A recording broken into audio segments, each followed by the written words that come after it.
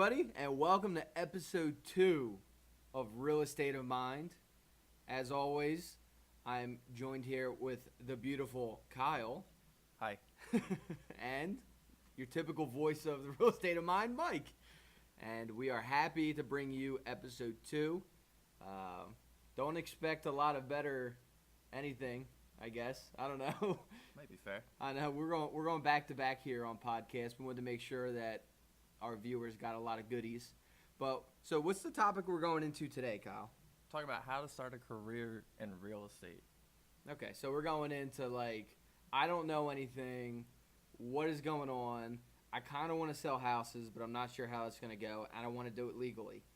Yeah, so it goes back to the first episode where you were saying I did a lot of research, pretty much stuff like that. What did I research into to figure out how to become a real estate agent? Oh, okay. Well, very cool, very cool. So now let's break it down here. Now, of course, if you've been a real estate agent, and we're not all knowing here. We don't know every single state's rules, regulations, and requirements. So most of our experience is going to be based in the New Jersey area and Pennsylvania. We know a bit about Pennsylvania. I know a bit about New York because I was about to start the process in New York City, and that was a nightmare, so I decided not to do that at all.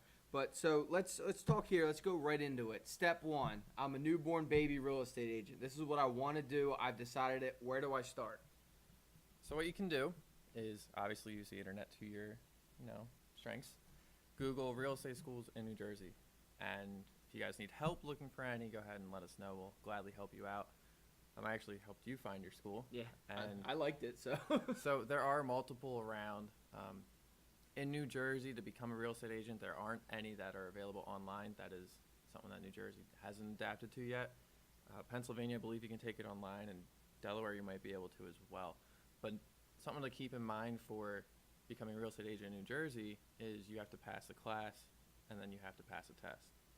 Two tests. It comes out to 2 tests because you take a test at the end of the class, which says, yes, you can take the actual state test. Right. To get to that test at the end of the class, you have to sit through 75 hours worth of class. Now, you can miss up to 15 hours, so you really only have to sit through 60 hours, but it's a 75-hour class.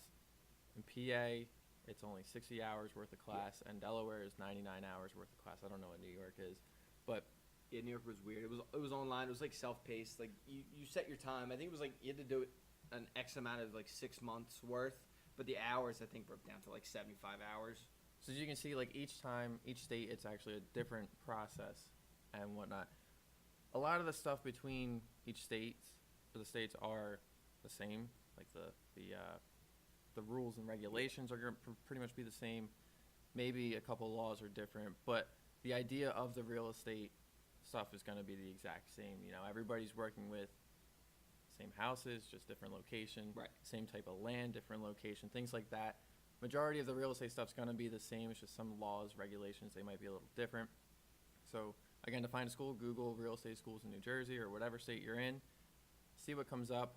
We found one that actually had a Groupon, so we got to save $100, and it actually turned out to be very beneficial. Part of the tuition cost does cover the textbook, but just read the reviews, see what's out there. Again, if you need help, we'll gladly help you figure out what school you want to go to. And then once you start the school, we both did it 9 to 5 for 2 weeks straight to get the 75 hours, and that was brutal. That was a lot harder than a college course for me. I don't know about you. Yeah, so I just didn't want to wait.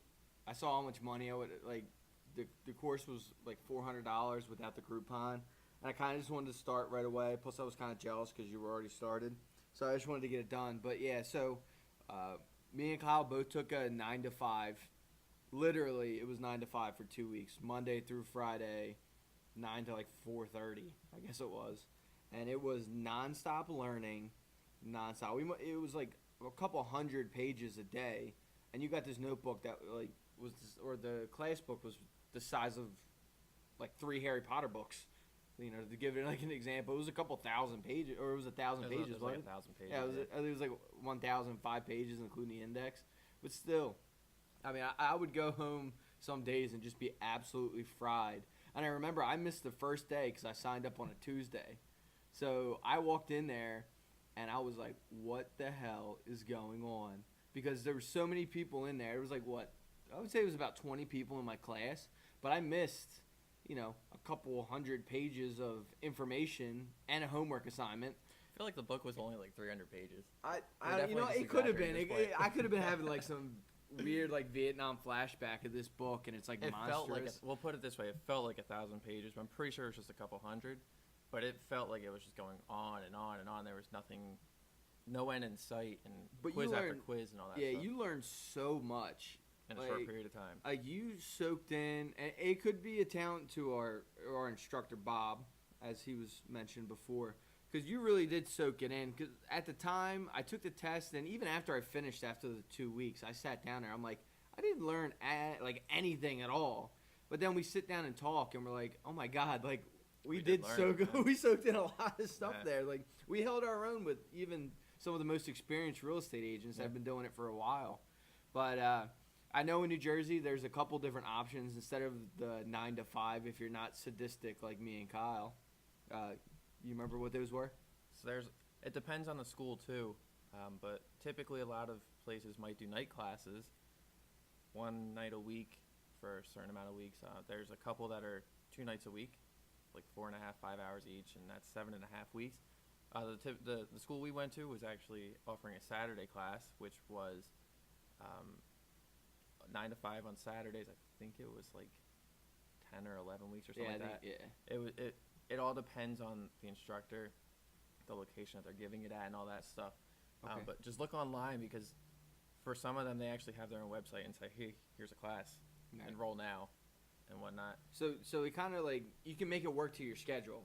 At the end of the day, whether you're a busy mom or a full-time worker 9 to 5 that just wants to get this license, to be hypothetically a part-time guy, like there's going to be a school out there that can suit your needs to become a real estate agent. Yeah, definitely. And I think more than you. Yeah. I panicked a lot more. I was stressing a lot more because, again, I said this was harder than a college course, and it was, because it was just all this information all at once. 9 to 5, you're just sitting in a room, bored out of your mind, trying to pay attention. How do you keep your attention on the instructor, on the information? Well, come time for the end, it felt like a huge relief. But if I had to go back and do it again, yeah, it was nice to get it all out of the way right away. But I personally think, for my sanity, I would do the 2 nights a week for 7.5 weeks, just because that's a lot less information all at once. The instructor even told us, he called Wednesday, High Anxiety Wednesday, and called Thursday, I Don't Give a Damn Thursday. Because then Friday we took the test. And there becomes a point where you can't take any more information in. Yeah, the sponge Everything is is just filled. saturated, yes. Right. And for me, I said I Don't Give a Damn Wednesday, and it came a day early because everything I just felt too saturated. I couldn't hold any more information in. Yeah, exactly. Whereas if you do it over the 7.5 weeks or whatever it is, you can take in a lot more It's information. like You're gonna have to- bite-sized pieces. It is. You're going to have to do more work on the side, but you have 5 extra days during the week where you can study the information, get to know it. For us, it was wake up one day, learn everything, come home, read, study, Yeah, for like, go back to for class like the next 2 day. hours, 3 hours, go Exactly. to bed, wake up, and do it again. And for me, when I took my test, I originally wanted to do it as soon as possible before, started stressing. Oh, hey, I got the test. I need to study. But I also told myself I wanted a break. Right. And for me, it ended up being about a 1.5 week break. I wanted it to be a week, but during that week, I didn't necessarily look at everything. Maybe a day or two before the test, I started looking over some information, but it really actually just kicked in that I actually did know it, and giving me that week space between the class test and the state test, Right. I truly did learn it, and I remembered it a lot better than what I did during the class. During those practice quizzes, during the class, I was struggling a little bit because I was just freaking myself out, and I was Yeah, like, what's going on? exactly. What is it? Because you're looking for specific things. When I went back right before the test, I aced those quizzes, and it shows that having that little gap in between might actually help you retain the information and learn it. That's why I'm saying 7.5 weeks might be a little bit better, especially if it goes along with your work schedule, where you can go to work, get a Take quick your bite to mind eat, off of real estate Yeah. for a while. go to class for a few hours, 2 nights a week, and you're done, instead of doing it for 9 to 5, which a lot of people would rather do. They'd rather get it out of the way. It's like ripping the Band-Aid off. But your sanity and how much you can take in and everything else that's going to kick in, is that really worth it? Now, Right. for us, we passed right away. So, yes, it was worth it for us. But, again, coming on later, or anything. Like if I was an adult, like just coming out of school, I think you can agree, we know how to study. Oh yeah. We know our study habits and everything, but these adults who are looking for a career change, they might be in their 40s or whatever, they don't remember how to study. So they're sitting here 9 to 5. What do I do? Like, oh my Right. gosh. So doing it 2 nights a week might actually be more beneficial, but it definitely can be done 9 to 5 for Oh, 2 yeah. weeks. Oh yeah, it's definitely, it's 100% possible. I mean, shit, I had a 3-hour drive every day to New York City, so I was driving 3 hours down, taking the class, driving 3 hours back. I mean, one, because you liked the school and I knew you had a good experience at the school, and two, I just wanted to get it done. I was under the impression of rip the Band-Aid off to get it done, and as much as I wanted to like shoot myself on Thursday, because on Thursdays I would sleep here, and we would just study and just hope for the best. By that Thursday, the day before the test, I remember sitting there and I was just like, you looked at me and you were like, it is what it is at this point, and I couldn't agree more. It was so good, but I thought the people that did it Tuesday, Thursdays, and Saturdays and all the other schedules, they were crazy because you just got to get it done. But if you don't have the continuous dedication or the crazy studying habit or good studying habits, I mean, like you said, I'm only, 10 years out of high school, 5 years out of college, and a year and a half out of a master's degree. So I kind of remembered, and I was always a good, test taker. So that was pretty easy for me. But if you're somebody that is like not good at taking tests and you depend on that, you got to take a test to pass it, you should probably take your time a lot more and really soak in the information rather than just going right at it. I mean, the good news is too, is our school, we were lucky that if we didn't pass it the first time, we could take it within that year for free with somebody else or go to Bob on his test taking day. So that kind of worked out good for us, and I think that took some of the stress away. But he even really like laid it in. He was like, you got to pass it this time. He's like, I'll give you another shot at it, but like get it done. Like take the state exam. Exactly. And some of the things that I found with the instructor, the biggest one was he over-prepared us. He was ready to make sure that we were ready for the curveballs that might come on the test. And I think you agree with me. The first question on the test was, is this even in English? Because you were like, what is this? Right. These are words I've never seen. This is a question that, like, the whole dialogue of the questions, like, what is this? What's going on? Did I just take the wrong test? Like, am I going to fail now? Because, the first question can get you flustered. Just a quick disclaimer. Yeah, you take these courses to get licensed as a real estate agent in New Jersey. You also have 12 hours worth of courses every 2 years. We call it continuing education. You need that in order to renew your license every 2 years. So you are always learning, and you mentioned this in the last podcast episode. You're always learning, and that's something that our whole lives we've gone to school. We went to elementary school, high school, everything like that. We get out of college, and we're starting our career, and it's like, well, what do I have to learn now? Like, what's my next class? Right. Something like that. So with real estate, you also continue to learn. It could be anywhere from mortgages to appraising, things like that. Like the topics you don't necessarily, you're not an expert on, and that's what they stress in schools. You're not an expert on appraising or mortgages. That there's an actual job for that. You're not a lawyer as a real estate agent. You're just an agent. Exactly. You learn these things though as you go along and become an agent, so you can become a better, well-rounded agent. Oh yeah, absolutely. That's spot on right there. So that's the school experience. I will say that Bob's test was in fact harder than the state exam, which I think I needed. And it goes back to being over-prepared and whatnot. And then I took the test 2 days later. So I graduated on Friday. Saturday and Sunday couldn't count because they didn't get my stuff in. Days, And then Monday I got my thing saying you're good to go, take the test. And I think Tuesday, was it Tuesday? I think it was Tuesday. That Tuesday I took the test and passed the test. Did the blood work, the whole thing, which we'll talk about later, and I was right, or fingerprinting, not blood work. But all right, so step number 1 was school. We're done now. 75 hours. You did awesome on the test. Bob gave you a high five, said you got the best score ever. I don't know about you. That's what he did to me. I only got 9 wrong though. Yeah, you're welcome. You're welcome for helping you. Oh, dude, I was brilliant. You did help. So yeah, once you pass the class test, you end up, like Mike said, you got to wait for the email to say yes, you can take the state test. You got to pay to take the state test. You can take the state test as many times as you want within the year. But you got to pay every time. You have to pay every time, so you got to pass the first time unless you're going to be racking up big bills and you're okay with that. Who knows? It was like what, $50? It was like $50 or Yeah, something so like that. $50 for a test. pop. Like, So yes, there is pressure to pass the first time. After passing, you then have to go get a fingerprint. That's just a background thing that they do here. And then the next step, and this is probably the most important step after becoming an agent after passing a test, is finding the right broker for you. Oh yeah, that's key. I didn't do any of this. I just literally jumped on the bandwagon with you. So I figured if it was good enough for you, it was good enough for me. But once I did do that, I looked at like the other brokerages, and there's like advantages and disadvantages to every single one of them. Yeah. And it was very interesting. So it's definitely like suiting the needs of it. I'm not an office guy. Like you said, I'm the guy that wants to, like, if my life depends on me going out, finding clients, quote unquote, whining and dining to get them to buy a house, and me help them find a house of their dreams. I don't want to sit at a desk.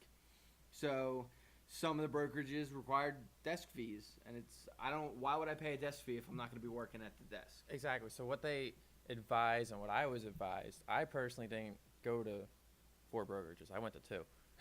But they advised 3 to 4. Interview with them and see what each one offers. Some of them might offer free desk fees. Some of them might offer, hey, free starter kit, whatever it might be. We'll help pay the registration fees for everything because, yes, becoming an agent, you have to pay for class, but you also have your startup fees because you technically are running your own business. You're just working under someone who can hold your license. New Jersey, typically, they say it's about $2,000 to start up. That's with your MLS fees, your insurance fees, your board fees, and all that stuff. But some brokerages will wipe that for you because they want you to work for you. Right. That's one of the incentives you got to look out for. Right. But what's an MLS fee? Like, what is an MLS? MLS is multiple listing service. That's where us as agents get to see all the properties on the market, whether it's, they're listed for sale or rental. Right. So it's worth the fee. It is worth the fee. You're going to have to pay it unless you don't want to actually be an agent. Otherwise, you're not going to be able to get it and see what properties are out there and help anybody. But going back to the brokers, some of them will offer free marketing, like I had mentioned, and the starter kits. Some of them will say, we have a great mentor program. Mm-hmm. We have some of the top agents. Let them mentor you. Some of them will say, we're the most recognized name. Things like that. So there's all these different incentives that come together with these different brokerages. It's a matter of finding the fit for you. Now for me, again, I was doing my research, figuring out if real estate was the career I wanted, and I kind of fell in the lap of it where I got to meet some people. One happened to be the owner of where we are now, right, and got to hear her experiences of real estate, how she started. She gave me nice words of encouragement and pretty much cheered me on and everything. And for me, I wasn't looking for, I didn't want to work for a boss I don't like. Right. For me, it's not, here, hand me everything. Right. But it's, I need the support when I need it. Right. And that's what I felt here. It wasn't these, yeah, here, we'll pay your startup fees. No, it was, who's going to be the one that's going to be there for me when I need help? Right. Who's going to be the one that's supporting me? Who's going to be here to help train me? I guess you could call it like behind the business type stuff. Yeah. Rather than up front. That's what I was looking for, and that's what I felt as soon as I walked in that door. Oh yeah, because I didn't do my research on the company and the brokerage, but it was really good. Like, he went in there, he said, "This is the things you need. You get these things done. Let's do it. Let's get it done." And he's always setting us up for trainings and stuff. I mean, we're getting pretty well trained in aspects of all the things that the school didn't teach you. But then again, it's like a lot of this stuff is trial by fire, which I think kind of gave us the incentive to start this podcast, where we could be the fire instead of some of the war stories we've heard about people going into an open house unaware of, 1, what an open house is, 2, what you're supposed to do, and 3, how you're supposed to handle yourself at 1. So yeah, exactly. So another thing with these podcasts is we're going to be able to share our own experiences, mm-hmm. but experiences we've heard from other people. Right. And hopefully to you agents, this can translate to you if you ever came across one of these issues, how, oh, I've heard this, like this is the outcome. Like it's not going to be the same exact thing, but it might be able to help you to where you can seem more confident with your client when these issues arise. Oh, absolutely. And then for non-agents listening, this could be, okay, I know this is an issue. This is a potential option. You do have a fallback. Like you do have a little bit of an understanding on what could happen. Right. Now, huge disclaimer that they made in school was you're not a lawyer. Right. So for non-agents, please don't think that your real estate agent is a lawyer. He or she is in fact not a lawyer. Yes.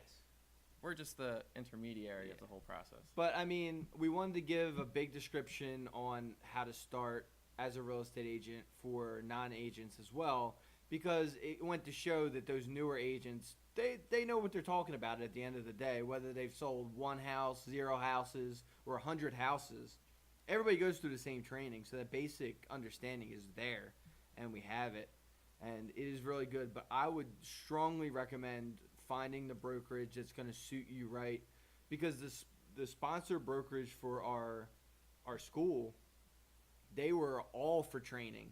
Like they were like, we will train you, we will make sure you're good, we will not put you out in the field until we believe that you're going to be successful. And for a lot of people, especially at the school, I know a lot of them went right there because they were so nervous. And if you're one of those people that's like, dip your toe in the water before you slowly get in, and then you get to like knee high, and then you go a little farther, and you're just below the waist, and then you go a little further. If you're one of those people, that's a great opportunity for you. Or if you're somebody that's not going to be able to wake up in the morning, roll out of bed, get onto their desk at home, and get work done, then a place that's going to have, desk fees that they're going to charge you for, but it's going to make you go because you're paying it, like that's great. And then there's other companies like the one we had where if you're the type of person that's just going to jump into the deep end, nosedive, full, just all in. And have that support there. Right. For you when And they're like, you know what? Like, you're going to flounder, but we don't care. We're going to show you what you did wrong and help that. So it's good. So now, I picked my brokerage. Do I get like confettis coming out? Is there balloons? I mean, if you really want confetti, just ask your friends and family to get confetti and balloons for you. But now you picked your brokerage, there's paperwork. And lots of paperwork. When you pass a test and you get your fingerprint, there's certain parts of information on those sheets there that the broker needs. And then once they write down everything on their paperwork, they send in for your license. In New Jersey, Real Estate Commission's located here in Trenton, which is right down the road from us, so that's perfect. And, for other states it might vary, but we mail it in. You get your license hopefully within 2 or 3 business days. I got mine in 2. I think I got mine in a day and a half or 2 days, Right. depending on what day of the week, what time, everything. And gets everything, sent in and a lot of it works by the mail still, Yeah. which is so weird. I don't know if that's like a New Jersey thing, but it feels like so far behind. Because I remember I would drive from New York, I would come down, and he'd be like, "Yep, let's put this in the mail. We'll hear back in 2, 3, maybe 4 days." And it's funny because the typical response is, "You know how the state works." So it's Exactly. like, so you're kind of like at the mercy in a world where you could send an email and get it instantly. And that's the other funny thing. Like, I applied for the MLS to get it. I sent it in on Wednesday or Thursday of last week. I got a phone call today, and then our boss got an email saying that it was good. So you're going to tell me it took me 5-ish non-business days to get it mailed to you, get everything approved, but it took 35 seconds to write an email that said, yes, he's approved? Like, it's mind-blowing. It does seem weird, but, I mean, if that's how they want to do it, that's how they do it. Maybe they got to get up on the trends. I don't know. And again, that's where we come in, being younger. Right. We can be a leader in those trends type of thing and hit the certain markets that other agents might not hit. But yeah, so once you sign all the paperwork, you sign your contract with your broker, stating your commission splits and everything, then you got to pay the upfront fees. And again, Of about $2,000. of about $2,000. Again, this covers your MLS, this covers your insurance, this covers, for us, it's Mercer County Board. Yeah. So you have a realtor board you can join. You have to pay dues there. And this is just a startup. There's some fees that are quarterly. Yeah. MLS, I believe, is quarterly. Our Was realtor, I believe it is, yeah. Our realtor dues, those might not be quarterly, but there's some things that are quarterly. You got to pay for your signs. You got to pay for your name badges. You got to pay for business cards. All your marketing stuff you're going to end up having to pay for. Again, Yeah. sometimes there might be free marketing from your company, Right. but majority of the time you're going to end up paying for it, but again, it's your own business. It's tax deductible once you hit the certain amount and Yeah. everything. So you can look at it that So way. make and sure go you to hit your that boss. amount to get the tax deductible. Which Who is knows good. what that amount And is plus, now, but yeah. one, you're technically your own boss besides the big scary broker at the top, unless you decide in 3 years after you become your own. And two, I mean, there's no limit. The only limit you have to how much money you make is how many people you sell houses to, or rent Exactly. places to, Exactly. or find houses for. Yeah. So, I mean, it works out really good, but that was a pretty good detailed list, I think, of the very beginnings of this creating an agent podcast mini series that we got going on right now inside the giant universe of Exactly. Real Estate of Mind. And now there's one other thing that we should probably touch on, and that's how to become a broker. That's a little bit more in depth because you I have mean, to become an agent, Yeah. and you have to do an additional. We should probably do our own couple podcast hours on of that school. because there's a lot of like additional steps to it. But the tall and short of it is you have to have 150 hours of real estate, 3 years as an agent, 3 years as an agent, and I think and then pass the test again. So it seems fairly simple, but the 150 hours worth of school is. if very it was that difficult. simple, everybody would be their own broker. Exactly. So, but I, don't, I think that's But that comes to show Right. as an agent. You know, in a corporate world, there's the chain. Mhm. You go up the chain command and everything, command chain, whatever. I don't remember what it is. corporate ladder. There you go, can corporate go ladder. anything, So right? you can go up. So you can start out as a sales associate to an executive sales associate, whatever it is. Real estate, there's still kind of a ladder. Yeah. It just depends on how you utilize that ladder. So you can be a real estate agent, and then you have your 3 years experience. You do the class, you pass the test, then you can be a broker. From there, if you want to, you can open up your own brokerage. Right. Or you could just be a broker salesman. You can work on your own if you really wanted to. So Yeah. there are other opportunities in real estate once you hit the certain experience threshold and all the other schooling requirement thresholds where you can have other avenues to explore. So your career could still change and be something different every day. Oh yeah. And for the record, you don't want to forget every odd year to renew your license, or you got to start the process all over again. That's for the state of New Jersey, yeah, because Yeah. Pennsylvania is every even year. Whoa. So if It's you difficult. get certified in both, you're paying every year. Exactly. And it's not necessarily the cheapest fee, but it's not the most expensive fee either. Yeah, You pay no. more for and a lot MLS of and everything. and the allotted of initial startup fee is all this new applicant fee. You know, whoosh, whoosh, you know. Exactly. And where they get you, where 80 of the $200 is going just because you're new, Exactly. and then so your reoccurring fees drop, pretty astonishingly, and plus a lot of it, the way they say it is like, oh, you sell one house and you made your money back and then some, but you still got to pay your bills. You still got to find that one person to sell to. Right. And as a new agent, that could be the most frightening thing. Exactly, And I yeah. think our next podcast is going to be about that. Yeah, or- so we'll get into lead generation and everything. And I mean, we're both starting out, so we're both kind of in that boat. Right. That's part of the reason why we're doing this podcast, because there are going to be a bunch of new agents in school. There was, like 116,000 agents at one point before this last market crash. Right. Like, so people are always resorting to real estate, Mhm. and it is a very populated market. So how do you become the best one? And that's something that we're going to learn along our journey, but we're Right. also here, again, marketing degrees, a little bit more tech savvy. This is what we're going to look into and see what trends we can figure out, because things are ever changing.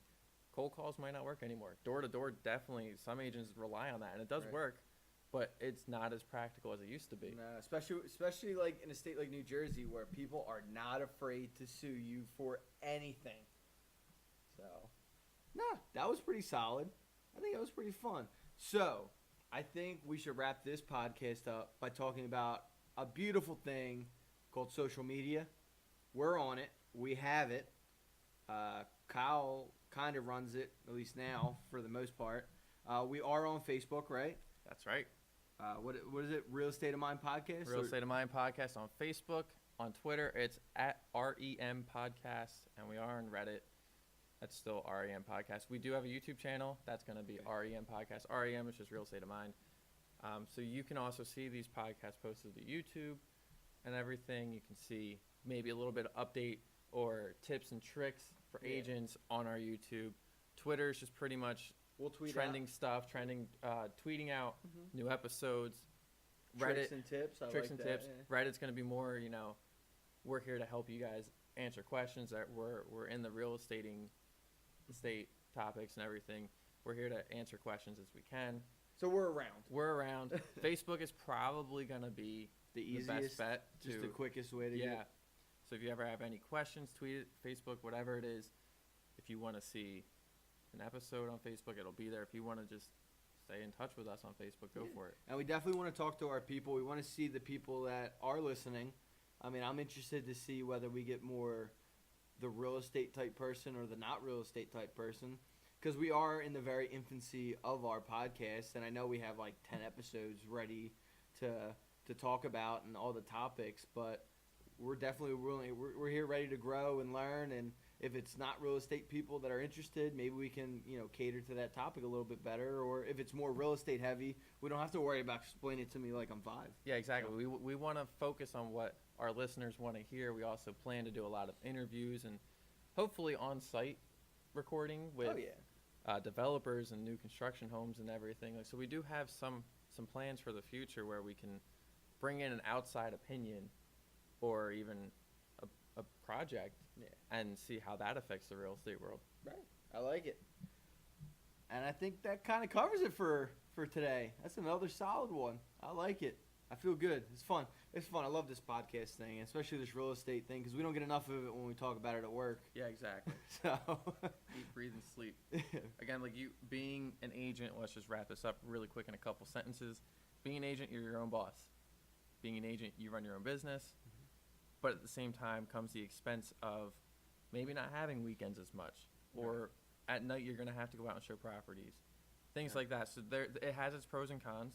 you got to Do your grind. research, You got to but it's grind a in the grind. beginning. It can be very lucrative, though. Oh, yeah. And it could be very worth it in the end, investments and all that other stuff. So if it's not for you, you'll find that out if you I know Bob said 6 everything. months, right? Bob said if you Typically, absolutely hate it in 6 months, it ain't for you. Exactly.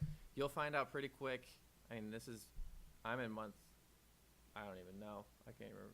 A couple months in, and I'm liking it. Right. And again, it's just that opportunity of being semi-entrepreneurial that is really kicking it for me. There you go.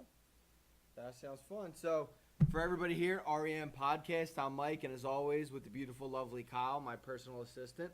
And Wow, okay. and We we this will. was my idea. If you have any questions, hit us up on Twitter or Facebook. We'll gladly answer them. Any ideas for an episode, let us know with that too, because we'll gladly touch on that. You just really don't want this podcast to end. All right, goodbye. Later.